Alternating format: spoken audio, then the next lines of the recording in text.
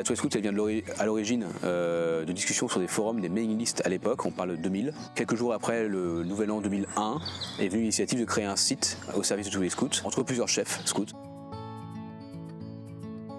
Nous avons fondé une association pour mieux nous organiser. Puis le site s'est de plus en plus ouvert en dehors des scouts de France. À l'époque, ça s'appelait comme ça, pour s'adresser à tout le mouvement scout, en France, en Belgique, en Afrique, tout ce qui est scoutisme francophone en fait. Ces compétences-là en fait que nous on a dans le scoutisme, on ne se limite pas à les diffuser dans le scoutisme, on cherche à les diffuser au maximum. De plus en plus de colos plein air existent, ils viennent chercher les fiches chez nous.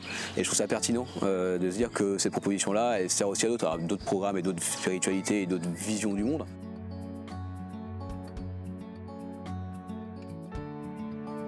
Le scoutisme, et pour moi en particulier derrière, c'est apprendre à vivre ensemble, quelle que soit son origine, quelles que soient ses opinions et ce genre de choses.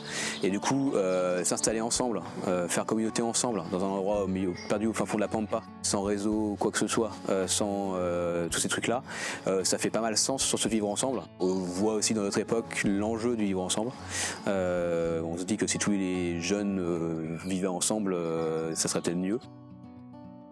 On construit la maison ensemble, on vit dans notre maison ensemble, après on plie la maison ensemble et on laisse le terrain propre comme si on n'était pas passé.